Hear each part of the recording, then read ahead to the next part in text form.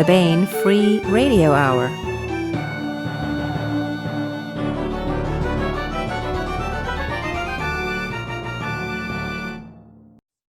On the podcast, a new hero with a familiar name. Fight to survive in a far future of danger and wonder and the monsters of Avalon. Plus, sentient AI super tanks, all right now.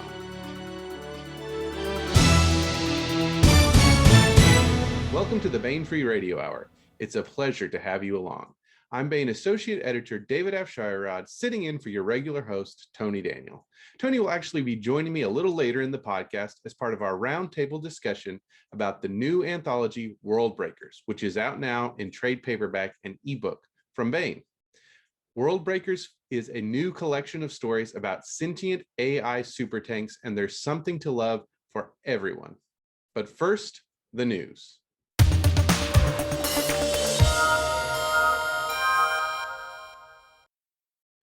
The Baen mass market paperbacks have hit bookstore shelves this August. Let's take a look at what we have. First up, Days of Burning, Days of Wrath by Tom Crapman. A new Carrera rises. When Patricio Carrera's family was murdered by Salafist terrorists, the assassins probably didn't expect to create an implacable conqueror who would stop at nothing to wreak his revenge. But that is what they accomplished.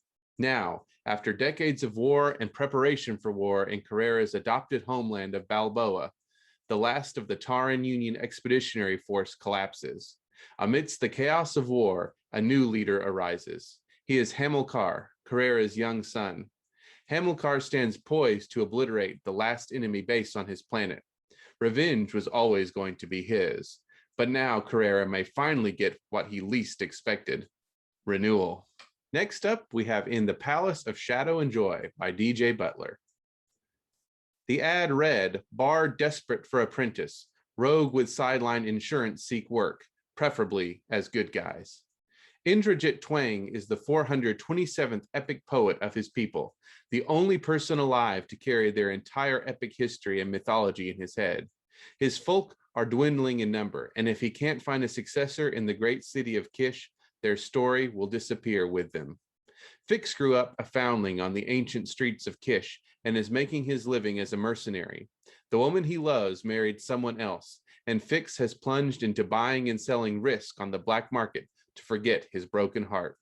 Now Indrajit and Fix have been hired by a powerful risk merchant to protect the life of spoiled opera star Ilsa without peer.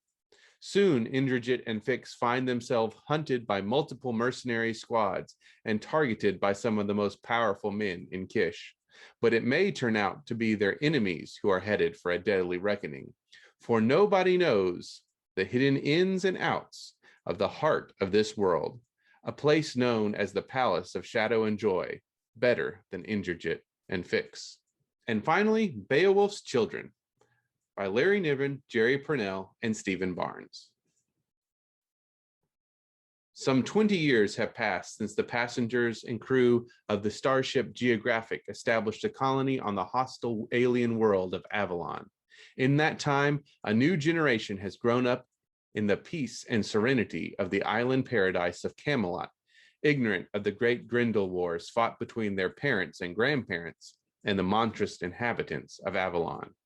Now, under the influence of a charismatic leader, a group of young rebels make for the mainland, intent on establishing their own colony, sure that they can vanquish any foe that should stand in their way. But they will soon discover that Avalon holds darker secrets still. And that's it for the news. Now on to my conversation with Tony Daniel, Christopher Ruocchio, Lou Berger, Wen Spencer, and David Weber about the new anthology, World Breakers.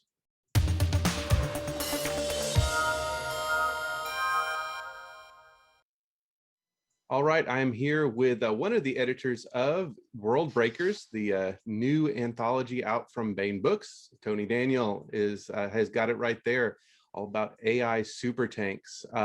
Tony's got a story in the anthology, which he co-edited with Christopher Ruocchio. And I'm also here with some of the contributors who wrote stories for the book, Mr. David Weber, Wen Spencer, and Lou Berger. So thank you all very much for coming on and talking about World Breakers today. So Tony, I guess let's start with you since you put this thing together, or half of the team that put it together. I think when maybe when the wider world hears AI super tanks, they think, what in the world is that? But when Bain readers hear AI super tanks, of course, this is a connotation of Keith Laumer and the Bolos. But this, we should say, is inspired by it. This is not a Bolos anthology. So where did this idea for these things come from, and how did you guys go about putting it together? Well, so Toni Weisskopf, the publisher at Bain, she has this quote that she has pinned for years. She's had pinned to her office wall, and it is a note from Jim Bain to Keith Laumer that sort of evoked the creation of the Bolos, which are like AI super tanks. They always have and they're always. I'll let David explain more about this because he wrote the introduction to an entire collection, both Anna and Bolo novel. I think he can fact check you. Yeah. This was a letter that that Jim Bain wrote to Keith Laumer, and Tony's got it. It says. Laumer was asking what he should write next, and Bain says, I would like something that hints at the profound erudition possessed by the author and is driven by a plot imbued with the deepest philosophical insight into the essential tragedy of the human condition as it is, and places it in the most pathetic contrast to what could, in a better world, be our birthright. Something with scope, something with sentient tanks. Oh man, I could hear him saying that. So Tony said, well, people just love this erudition and scope.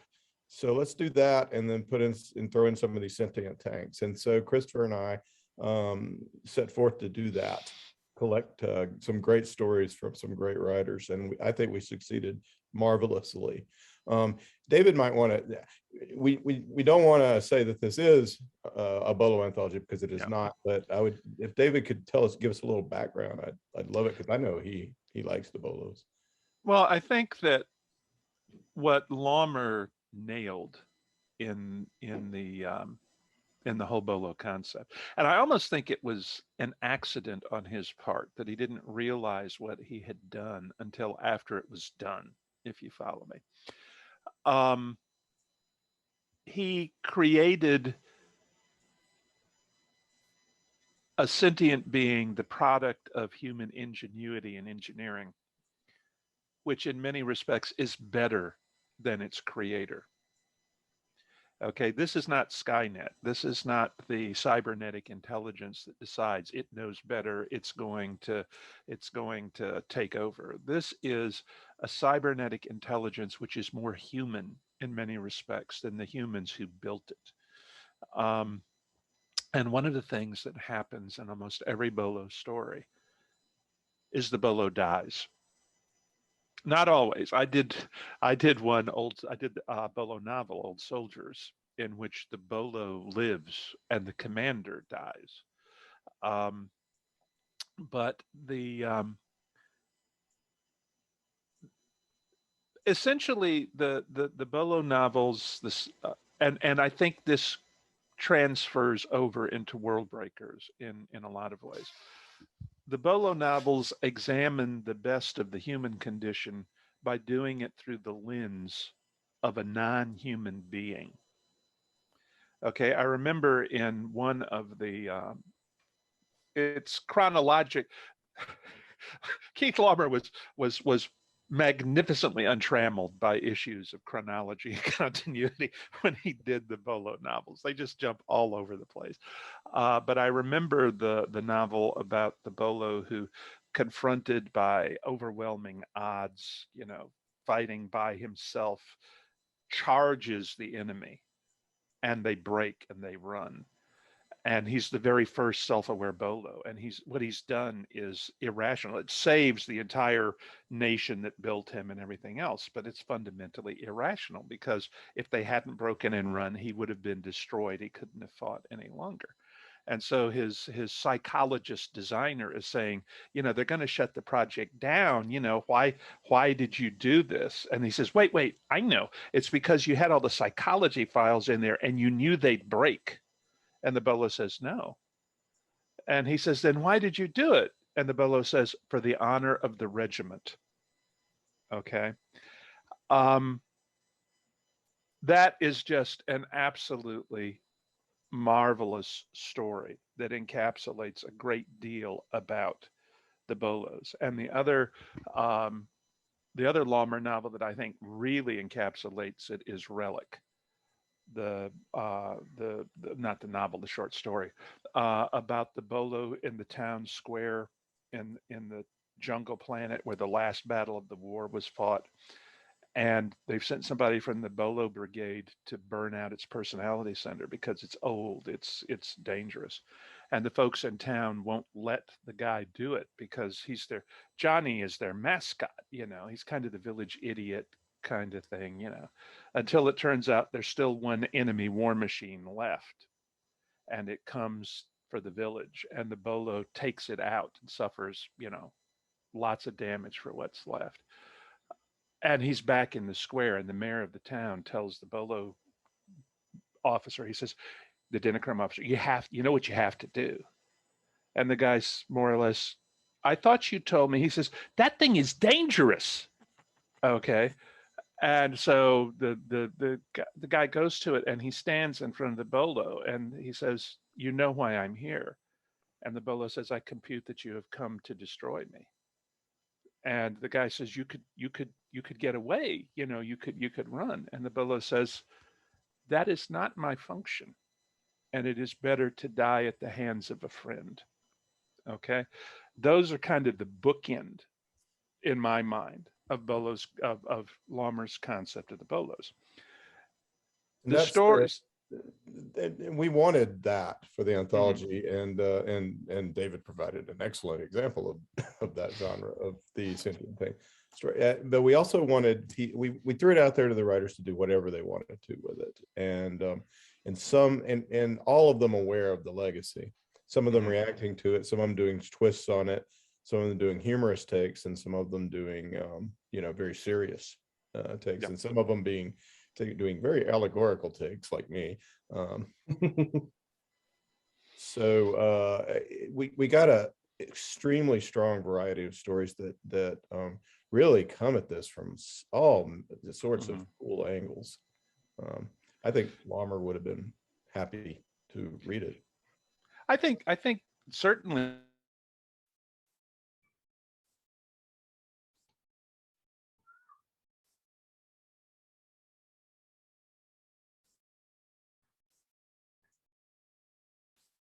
you're right that these stories go in a lot of directions. I mean, I'm not saying that the anthology doesn't have a unified context, because it definitely does. I think good anthologies do. But the freedom that the authors had to go in their own directions, I think it really added to the richness of the composition. Let's talk about some of those compositions with you folks here. Lou, your story is find it here, Humanity's Fist, and this is your first time. We were talking before in the Baen anthology, so welcome to the Baen Free Radio Hour and to the Baen family.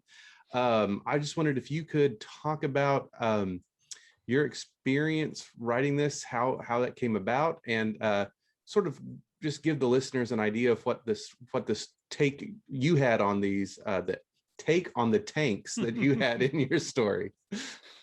Like tank take is what Yeah. you're saying. When Tony was right, when Tony Weiskopf posted that beautiful quote from Jim Baen, I had written directly under it, I said, you know, this kind of sounds like a theme for an antho. And she said, wheels are turning. And then like a couple weeks later, she's like, okay, I've got it. I've got the editors. I'm like, good for you, well done. And I had said earlier, I said I would love to write for that, thinking there's no way Tony's going to invite me to write for Baen. None. I mean, I know her as a friend and as a mentor at a distance, because I've been on 2 writing cruises, which I think I spent more time cruising than writing with her. And I got to know her pretty well, and we had some great conversations. I like her. I think she's a great person. I've never written for Baen, and I had never read any of the Bolo stories. And so when I saw that quote, I thought, my brain latched onto this part of the essential tragedy of the human condition. Right, as it is. What is it that we do? I took away. What is it that we do to ourselves that just makes no sense, that a sentient AI would not do because it doesn't make sense? What are we so enmeshed with our existences about that? And I came up with, we kill each other, and that's not rational. That's not logical, especially if you know how deep and varied your life is and your experiences, all the things you spent your life developing and learning how to do, and to eradicate that with a bullet to the head. It seems like such a waste. And I think that was the core tenet I took away from my story, Humanity's Fist, which one of my Bade readers pointed out could be misinterpreted. And I said, no. And yeah, so it's not a verb, it's a noun. So anyway, that's the thing that struck me as the most important part of Jim's quote. An element of humor, but not that kind of humor. I'm sorry. I'm sorry. Where I come in. Yeah, so could you give us like just kind of, I always say, like, maybe the teaser for your story as far as plot, or the central, I mean, I guess we have your central theme, but the central idea. So this is a long dormant tank that is reawoken. It starts off screaming into atmosphere, joining up with his 3 fellows and taking off across the battle-scarred landscape, smoking piles of rubble left and right. And it's 4 distinct personalities in these 4 different tanks. And they could not be more different from one another, and they could not be more in love with each other as partners, as friends, as confidants. It's something deeper than what we can actually have, because they can hear each other's thoughts and they can transmit their viewpoints, and they use each other unconsciously to triangulate attack vectors. And I think that they are, as individual tanks, they're lethal, but as 4 synchronized lethal tanks, they're unbeatable until they are. And so our hero, I call him the professor in this particular story, is buried under a sandstone cliff that collapses atop him. And then he is out for 80 something years. But when he awakens, he doesn't know it. And so what happens after that is more of an insight into, I think, Jim Baen's original quote. And the things that were important to that tank weren't the same things that were important to his human creators. And I'll just leave the rest of that in the dark. Someone has crashed our Zoom meeting in the lower right, well, my right I corner. saw that. Yeah, I So finally got it to work. Christopher Sorry. Ruocchio has just learned how to use a computer today. We want to congratulate him. Oh, Okay. No, thank he you. was having trouble with Zoom, and we are glad that he is here. He is a co-editor of the book with Tony, and he, like Tony, he also is a contributor. So Christopher, welcome. Glad you got whatever you did, it worked. Were you? I like had to reinstall everything. You just so- hit the computer in it. No, okay. No, that's how I fix my car. Yeah. But- Tony, did you want to say anything more about Lou's story? It looked like you were maybe winding up, but maybe not. If not, we can move on. Well, I mean, the thing that I really like about it is the sense. I love these stories where an AI has been out for a long time, and slowly it awakens in altered circumstances. And I mean, think about it. If you suddenly awoke after you just like had been switched off, and you think it's moments ago, but it's actually 87 years later, and everything's changed. And the necessity of adapting to a new world at the same time, knowing the threats that you faced. You're in the middle of a battle, and you know, you're going to interpret threats of the moment that you find yourself awake in as as lethal and very perilous, and perhaps they are, perhaps they aren't. And the ability to adapt and not just destroy everything might come into play, or it might not. So maybe you will just, or maybe a little bit of both, which is what happens in this story. So it's cool, in that sort of like, what the heck is going on, and slowly figuring out what it is, what mystery box we've opened, what present we're in now. It's a revelation story as well as an action story. All right, well, speaking of, I guess we would say tanks waking up after an indeterminate period. I think we have another one of those as well in Wen Spencer's story. When you were asked to do this? So again, same kind of thing. If you would just talk about your story a little bit, but you've got an added complication in yours, where not only is this tank not sure when, but also the war was sort of an interdimensional situation. So there's an added level of confusion about what's going on here. Yeah, when you guys first contacted me, I was like, "Are you sure? Me, AI tank?" But I had a collision of two things. One of which is my husband was talking about how they're training new AIs on computer games, where they're basically just dropping them into games and letting them learn the game and then compete, basically. And they're doing amazing things. And along that line, they're also are now teaching AI how to write stories. And he's shared some of the examples with me, and it's quite frightening. You can almost see the future rolling over you. But the other thing was, I had gotten addicted to Minecraft YouTubers, where they were doing crazy, insane things while building stuff.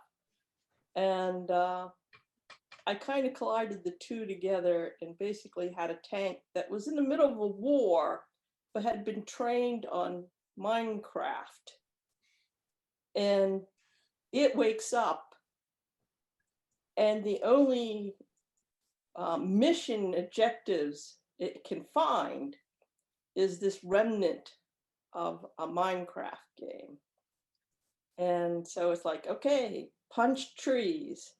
I'm not sure how I'm supposed to punch, but I'll collect wood. Yes, I can do this.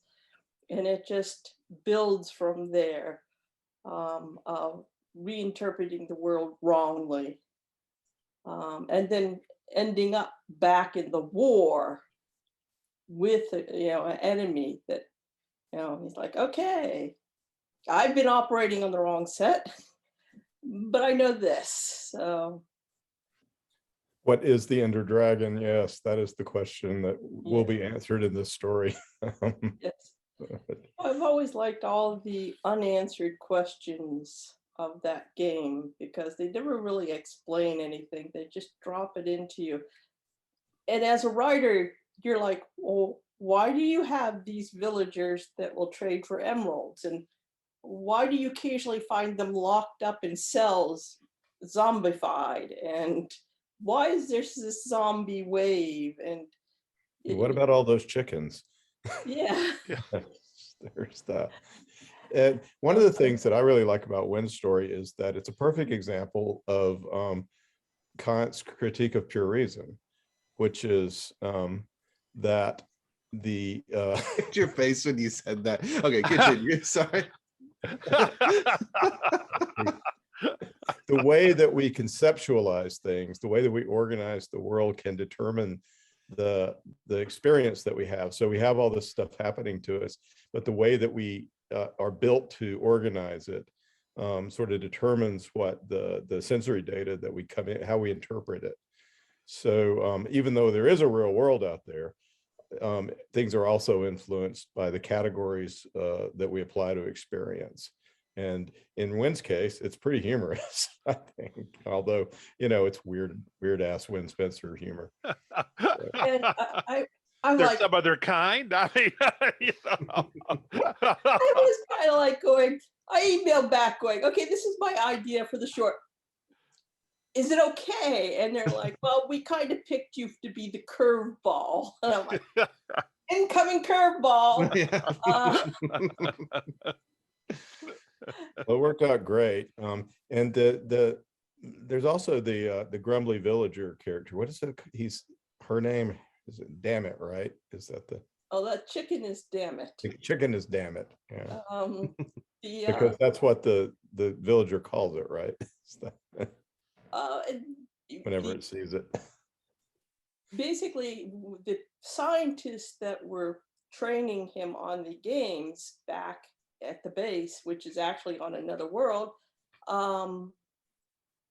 the scientists had a habit of you saying, oh, damn it, and it's that tone of voice that when he interacts with this one chicken, it's kind of like, I understand now that feeling.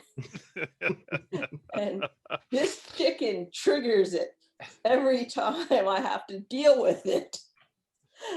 It's things like I launch my drones and the chicken pulls it out of the sky and runs off with it. Damn it! What the tank's name is Anvil, right? Yes. I seem to remember that, yeah. Which I think is a great tank name. So, and I just had fun with the whole thing. The Damn It was supposed to be number 5 because he has 1, 2, 3, and 4. But Right, at that point in time, it did something to so piss it off. It's like, no, okay, now it's Damn It. 1, 2, 3, 4, and Damn It. Yeah, and he has existential angst over the fact that he really doesn't understand why things are named things that they're named. So he's not sure he's actually doing this naming thing right. There's a lot of meta stuff going on in this story because it's based on people critiquing Minecraft, not on Minecraft. Or at least some of the sensibility is, right? That's the I just basically had a lot of fun with it, and then was like, here, I hope it's okay. It's silly in parts. But the bolo is, I mean, the sentient tank is it is. Don't call it a bolo. That's right. It does hew to Lomarian sort of lines that David was describing in the end. It is a sort of noble beast. Have any of you ever discussed the design of Ogre with Steve Jackson? It was designed to be Bolo.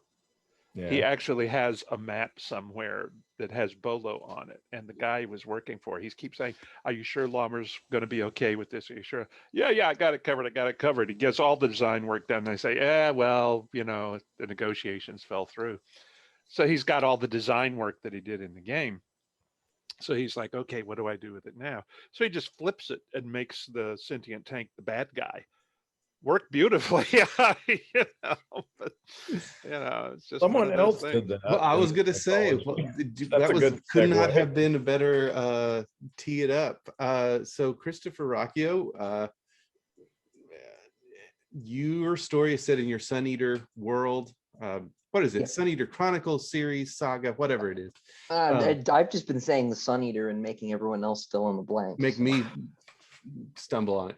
Yeah, it's fun. In your Sun Eater world, so set that up for us and how this fits in. But then also, yes, you did something a little bit, I don't know. Anyways, which is that you have your AI tank is the bad guy in this story. And, actually you were not here, but David was talking about sort of the ethos of the Bolos, which this is not, but still being humanity, but in a way better. But I wonder if you maybe didn't take it that direction and how that worked out. Yeah, I didn't get that memo, right? Because well, they weren't Bolos. I mean, right. Yeah, I went the other way with the pathos line from the Jim Bain letter, right? Because in the Sun Eater universe, there are no good AI. I don't like robots. I don't and I don't really trust them. So that ethos kind of infuses the whole series. And whenever I've written one of these stories for the Bane anthologies, I figured, hey, they may as well go with the books that I'm writing, you know, pull double duty, since I think I've done 8 anthologies now with Bane. This is number 5, but I'm working on 8. And so I've been trying to find ways to work with each of the themes that Tony or Hank or Tony have given me for the books, to find a way to make a story fit in that universe. The only way to do that was to make the tank thing a bad guy, because all sort of cyborg battle machines in the books are not on the good guy's side. And so it's a pretty straightforward story. It just sort of got the script flipped from most of the stories in the book, which we also, I ran this by Tony when we started, you know, was sort of the idea, you know, because you want some curveballs, right? When we've talked about Wen's story, you know, coming out of left field, and mine came out of, I guess, right field, the other end of things. And so it's a pretty straightforward story, though. It's about a sort of crack team of Imperial Legionnaires who are dropped behind enemy lines. This planet has been ruined by the aliens that we're fighting in Sunny Universe, the Cielson, who are kind of space Mongolians. They, you know, they'll sack a city and they'll run away, back to wherever it is they come from, and they'll raid and raid and raid. And so they're trying to rescue the Countess, who's a very young child who rules this planet, because if they're going to try and get the planet back together, of course, they want the person who owns the planet, feudalism being what it is. And they're trying to get out with her, but it's just a couple guys against this huge sort of, and it's not quite a tank. It's got a little bit more in common with the walkers, the tripods from War of the Worlds, right? It's a big kind of spider thing, but it has a giant gun turret, so, you know, we're not too far removed. And they have to figure out how to deal with it while just being a bunch of guys on the ground. And I like to write big action sequences, and it's basically the whole story is one big action sequence. So it doesn't, you know, it fits in the frame of the anthology, but as I say, with the script flipped. It's a great story of a somewhat spoiled and naive young noble person, also who is spoiled, but she's got promise. And I don't know if anybody's ever written anything like that before. But, I'm sure, thousands of people, I'm sure. Roger or something, I don't know, but it has that sort of feel to it, that this girl is coming of age along, and this centurion is a father-like figure or a brother figure that's protecting her, and at the same time demanding more of her than's ever been demanded before. It's really cool in that way. And she's the one that changes in the story, right? Yeah. Well, she is sort of expecting some sort of superhero, you know, storybook knight to rescue her, and she's got a bunch of grunts, basically, right? And she's disappointed because she's a kid, but she, you know, she learns to sort of deal with it, right? And to recognize like ordinary heroism, and that's sort of an underpinning of the story as well. You know, against the background of blowing things up, which, you know, if you're going to put a tank on the cover, you should do. Blow something up. Absolutely. Absolutely, yes. Yeah. We blow a lot of people what they want. Yeah. I once wrote an Honor Harrington novel that didn't have a single exploding starship in it. Oh. And Tony said, "How will they know it's your book?"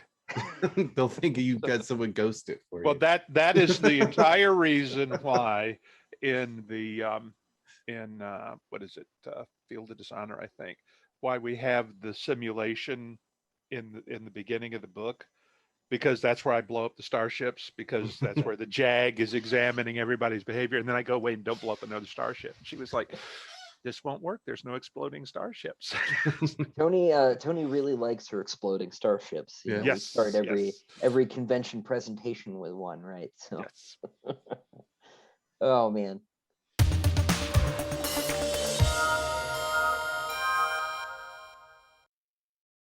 And now we bring you part 2 of the audio dramatization of Eric Flint's Islands, adapted by Tony Daniel.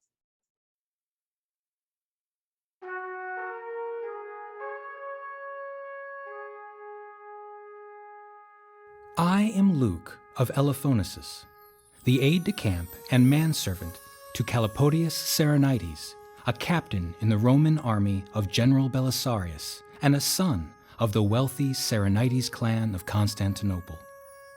Captain Calipodius was blinded by an enemy mortar at the age of 18. He believed his life was over, and so it might have been were it not for General Belisarius. We Romans were at war with the Malwa, a fanatical cult mostly from the Punjabi region, who had been subverted by a malevolent being from the future.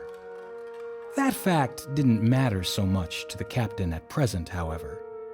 You see, he had recently received word that his wife Anna was on her way to find him at the front. And since they had not parted on the best of terms, he was not at all certain what Anna had in mind.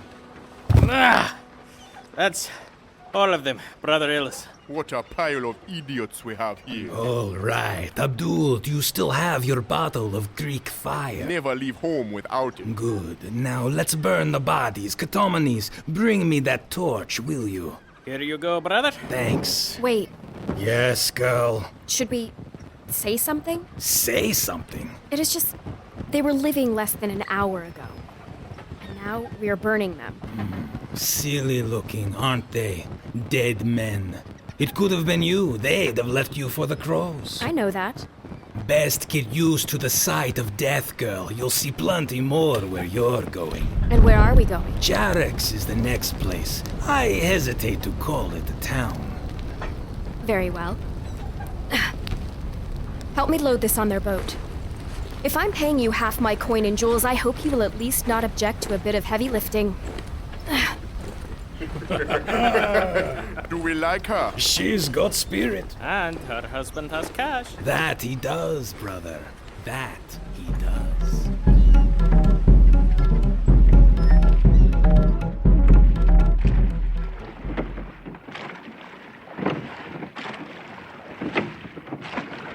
We must have traveled miles, but I can still see the plume of smoke from their burning.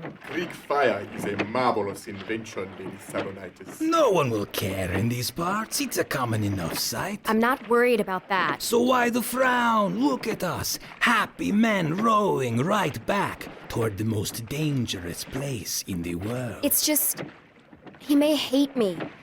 I gave him reason enough. Weird world it is. What a woman will go through to find her husband. When I set out, I believed I was coming to ask for a divorce. Really? Is that permitted among your sort? It is rare, but yes, it is permitted. You say you believed you were coming for that reason? I don't hate him. This was never about him. It still isn't. Yet you are traveling into the mouth of war to find him. Yes, as you say, a weird world. But one in which a man must still row if he wants to get anywhere.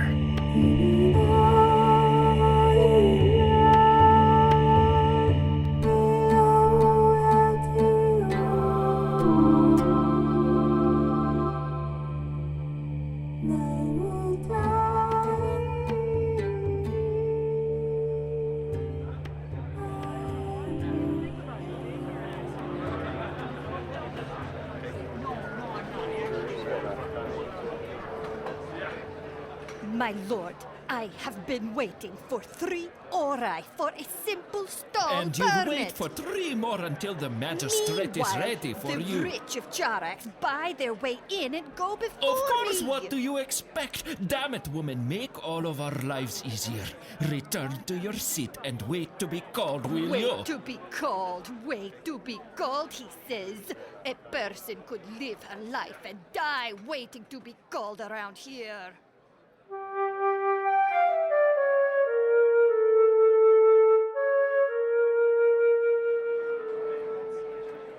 I can't. I simply can't. Lady Saronitis, if I permit you to continue on this headstrong project of yours, it would bring my career to an end.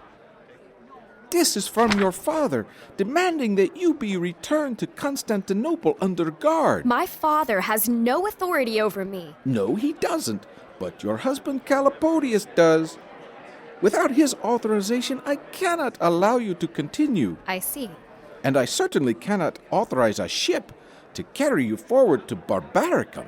But my husband is far up the Indus. A letter will take weeks now that the winter monsoon season has started. I see you have become acquainted with the beastly weather in these parts. Barbaricum is the next town with a telegraph. Permission could be obtained within moments from there. I agree. There is no telegraph here, and it will be some time before the new radio system is working. Nevertheless, you must wait here in Charax for an answer. Allow me to go as far as Chabahari. I would at least be in India. And I would not be in your office every day, Magistrate. True. But Anna Saranites, he is not likely to agree, you know. He's my husband, not yours. You don't know how he thinks. True enough. Chabahari, Magistrate? And what about you, Isaurian, and these two men? Can I trust you to keep her safe? If it's worth your career, sir, just imagine the price we'd pay. Oh, very well. Chabahari.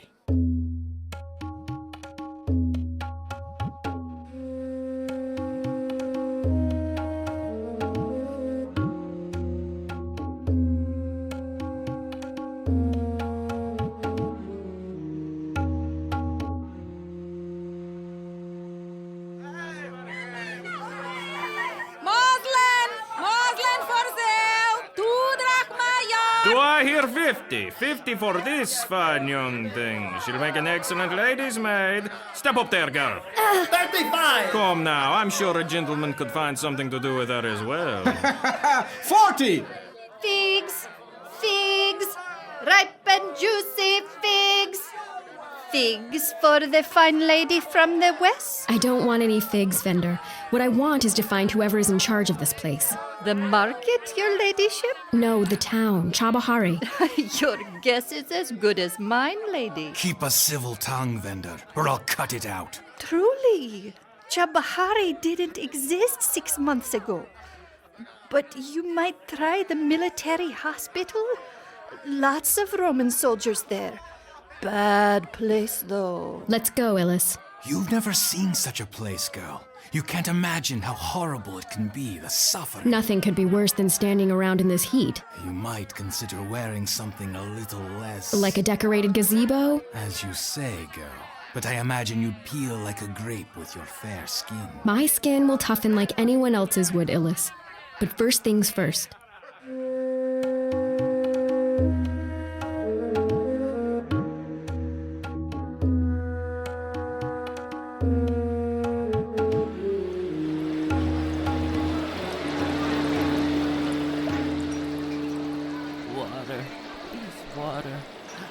Stop. Let the ants stop biting. You'll shut up if you know what's good for you. I won't let them. I won't let them take the other And leg. how will you stop them, cripple? Don't worry. The saw gets sharpened at least once a week. To hell with you. To hell. It is hell, my friend. Angel, Angel. What in God's name? Who are you? I'm looking for whoever is in charge. That's a good one. I'd answer the lady if I were you. I'm no doctor, but I promise you that I can find the artery in your neck with this sword. Let him go, Illis. As you say. Chief Medical Officer's in the office over there. Drunk as usual. Come on, Illis. Water, Angel, bring us water. God, it smells like... Illis, do they not have bedpans and latrines in this place? Bedpans? I suppose they share one for 40 men. The barrel over there is the latrine. And that... It's the smell of flesh rotting, isn't it? I warned you, girl. This is a Roman hospital. There are regulations. Regulations? What regulations? Sanitary regulations. Perhaps she is an angel, as the man says. A creature of beauty that has never set its dainty foot on earth. Damn it, there have to be regulations for a hospital. Don't you people read anything besides those damn dispatches? No one does. No soldier, anyway. Have you ever tried to read the official regulations? No, I suppose I haven't. But I have read Lady Macron-Boletissa. I know about the new medical knowledge. This place is appalling. And it doesn't have to be this way. Knowing and doing are two different things, girl. Angel, please touch me. I know you can heal me, please. Hands away, you! No. No, Illis. It won't do any good, my touch. You have to know that. Just a touch. One touch, my angel. Oh, very well. At least I can wipe the sweat from your brow. There. Thank you. Oh, thank you. Katanamis, go and fetch this man some water. Me? Yes, you. And bring... Good God, see if you can find any clean cloth. This man's bandages are crawling with maggots. Yes, lady, I'll get it. We could be stuck in this hellhole of a town for weeks. Are you going to save every one of them, girl? This is what a rear area hospital looks like. There are plenty others like it. Then this is as good a place to start as any. Start what? Do any of you have an objection to working in trade? Objections? We're not senators, girl. Fine. You'll have to work on speculation, though. I'll need the money I have left to pay the others. What others? Speak sense, girl. I believe you call them the muscle? Your ladyship, we are the muscle. Not anymore. You three are now officers in the hospital service. The hospital service? We'll call it Calipodius's wife's service. How about that? Girl, what in hell are you talking about? You'll see. Come on. Let's find that drunken commandant and get started. Calipodius's wife's service. What a mouthful. But that was the name, and the name stuck. The dozen or so walking wounded that Anna recruited in the next hours, the muscle, as Lady Serenites put it, had no trouble believing that Ilus was a Chiliarch, and Catamenes and Abdul, two tribunes of a new army service they'd never heard of. They believed because they were veterans of war themselves and recognized Ilus and the others for what they were. They knew that General Belisarius promoted without regard to station in life, and so the fact that Abdul was a black man did not faze them.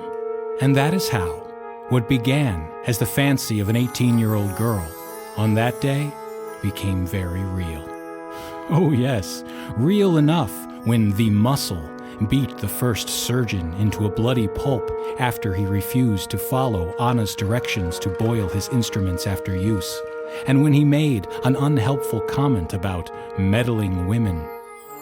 The next day, 2 more surgeons complained to the commandant. That night, Anna allowed her servicemen to beat those surgeons into a still bloodier pulp. She may be a new sort of woman, but she was still a Roman noble. All complaints to the commandant ceased thereafter. Neither did the attendants say a word when they were ordered to dig real latrines away from the hospital tents and to help the immobilized soldiers use them whenever they asked. Yes, the wife's service, born in a charnel house of a hospital in Chabahari.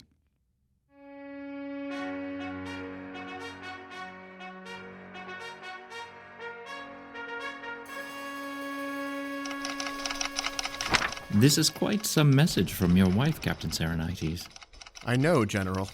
I knew you were married. Now tell me the personal details. General Belisarius, Be at ease, young man. I can spare the time for this. In truth, I would enjoy it. War is a means, not an end. It would do my soul good to talk about ends for a while. I really don't know her very well, sir. We'd only been married a short time before I left to join your army. It was... a marriage of convenience. Your wife is from the Melusini family. Yes. Illustrious. But a family that has fallen on hard times financially, especially after secretly conniving to assassinate the Empress. I didn't know about that. But like my father said, the Melusinis don't have a pot to piss in, whereas my family, as you know... Immensely wealthy, but a questionable pedigree. Go back 3 generations, and we're commoners. The Roman aristocracy will overlook a lot if a family is rich, especially if they turn out a progeny such as you, extremely well educated. I wonder when dealing with grammar and rhetoric. Yes, I can drop 3 Homeric and biblical allusions into every sentence. But you don't do that with your dispatches. I want everyone to be able to understand them. They've made you famous, boy, and justly so. But let's get back to the problem at hand. The Melusini barely escaped with their lives after the assassination plot was thwarted. If they'd covered their tracks a little less carefully, they'd all be dead, including the innocents such as your Anna. But they did cover their tracks, and now the Empire needs the aristocracy to come together behind the throne. The Melusini bear great weight among the older families. The newer families support the Empress. And well, we should. We wouldn't be where we are without her. And this new technology, it has made us all yet another fortune. Exactly. So you see, the match between you and Anna has great political importance. You, Serenites, get ancient blood added to your line, and the Melusini get... I suppose your father quietly provided Anna's dowry and much more? He did. He saved the Melusini from the poorhouse. And how did the Melusini react to all this? Not gracefully. Anna's mother barely tried to disguise her contempt for me and my family. And Anna? Anna was... She was practically raised by the abbess at the Melusini's teaching convent. From what I could tell, she seemed quite pretty, so I was satisfied. I had known since I was a boy that I would be in an arranged marriage. I was 17, General. You were a boy, now you are a man. Quite a difference a year can make, Captain. Yes, sir. Why is she doing this, Calipodius? She was so angry at me when I told her I was going off to war. It wasn't because she cared about me. In fact, I think she hated me by then. If she hated you, lad, she wouldn't be going to this great length to get to you. What do you want me to do? It's time you put that splendid mind of yours to work on something more important than war. I suggest you think about it. There's a grammar and rhetoric to marriage, too, you know. Should I truly tell her to come here? To this island? To the Iron Triangle? No. Commanding her won't work. She'll disobey on principle.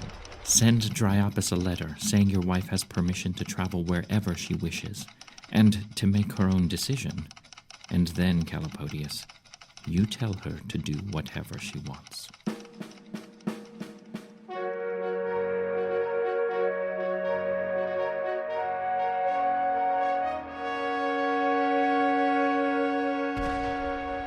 And so I am writing to allow you to give you my permission to either come or go. Anna, I hereby...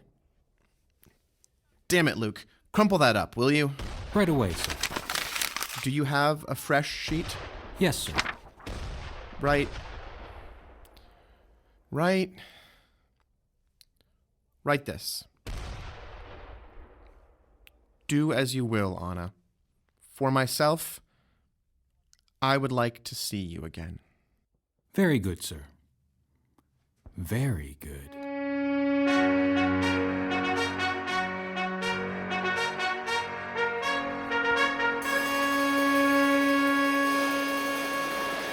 Orderly, see to this man's bandage, and be sure to use the boiled linen from the sterilization cabinet when you do it. Yes, Your Ladyship. Right away. Illis, how are the new tents coming? We've got the fabric in. We're waiting on the stakes. I've sent Catomenes and Abdul to find out what the holdup is. We should have the stakes very soon, then.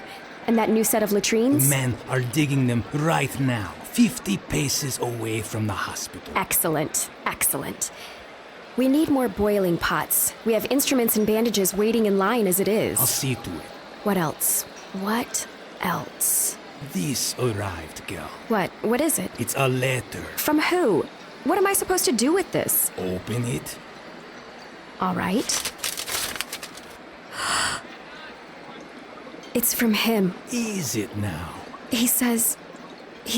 What does he say, girl? He says for me to do what I want. A man who knows how to bend to necessity. He says he would like to see me. A husband wants to see his wife. Does it surprise you, girl? Yes, considering. And what will we do? We? Yes, we, girl. I can leave Zeno in charge here. He's proven himself very able. True enough. Especially after you saved his leg from the saw. We'll... what do you call it? Make him higher in station? Promote him? Yes, we'll make him a tribune. In the wife's service. Do you think anyone will take it seriously, Illis? Are you joking, girl? Everyone here is both terrified and in awe of you. They think you have holy powers. I understand sterilization techniques, that's And all. they don't. I'm afraid you've become the next thing to a saint in these parts. Then we'd better go, hadn't we? Besides, there's a telegraph in Barbaricum. I'll be needing that.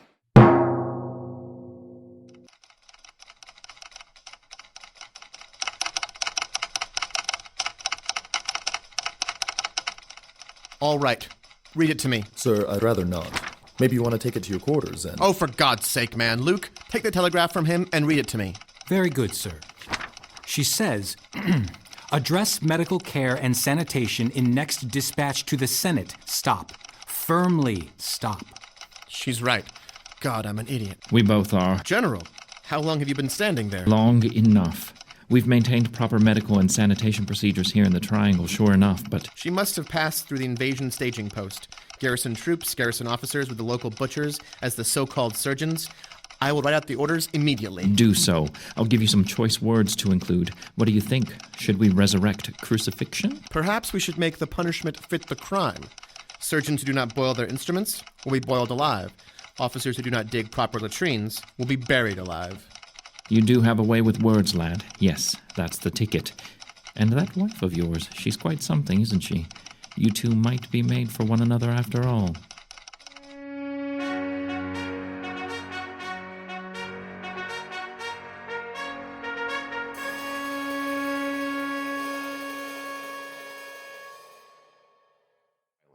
And that's it for the podcast. Thanks as always to podcast theme composer Ruth Judkowitz. Praise, thanks, and gratitude to Tony Daniel, Christopher Ruocchio, David Weber, Wen Spencer, and Lou Berger for sitting down to talk with me about World Breakers today. And thanks, of course, to our regular host, Mr. Tony Daniel, not only for letting me sit in this week, but for taking the time out to talk about World Breakers. He has been busy in his garage. He's got this GMC Sierra, and he has got it fully loaded. He's been working on it a lot. Here, let me read you what it's got. Rancho shocks, locking rear differentials, underbody skid plates, heavy-duty air filter, dual exhaust system, and a custom 2-speed transfer case with a granny gear. He put in an 8-inch aftermarket lift package, and for tires, 38-inch Baja claws. Wow, what a sweet ride. I wonder what the inspiration for it was. Anyway, this has been David F. Shirerod coming to you from a soundproof bunker deep in the heart of Texas. Join us here next week at the hammering heart of science fiction and fantasy, and keep reaching for the stars.